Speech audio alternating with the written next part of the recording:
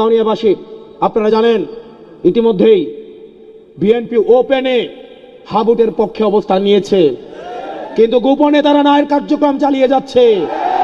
এই ওপেন গোপনের খেলা বন্ধ করে জনতার কাতারে নেমে এসে গণভোটে মুখে যেটা বলবেন কাজে সেটা করে হাকে জিতিয়ে আগামী সংসদে আমরা ক্ষমতা কাঠামোর ইতিবাচক পরিবর্তন করব ইনশাআল্লাহ।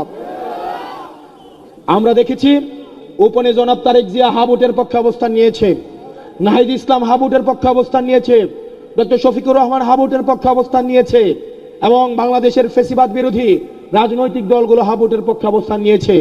অত্যন্ত পরিতাপের বিষয়, ভারতের যে রাজনৈতিক দলের বাংলাদেশ শাখা জাতীয় পার্টি হাবুটের পক্ষে অবস্থান নিয়েছে। এই জাতীয় পার্টিকে এই 12 তারিখ তাদের আনুষ্ঠানিক তাদের দাফন সম্পন্ন করতে হবে ভোটের মধ্যে দিয়ে। তারা অলরেডি মৃত। 12 তারিখ হবে তাদের জানাজা। এই 12 তারিখ ভোটের মধ্য দিয়ে তাদের আনুষ্ঠানিক জানাজা হবে কিনা? এই কাউনিয়ায় কোনো মার্কা আছে? আত্মার ভাইয়ের কোনো মার্কা আছে? মা বোনদের কোনো মার্কা আছে? ওই সেই মার্কা, হাতের তালে মুখে বলি, রব উঠেছে, ফুল ফুটেছে চারদিকে। জিতবে এবার সংসদে, এবারে যাবে সরকারে, এবারে যাবে, জিতবে এবার।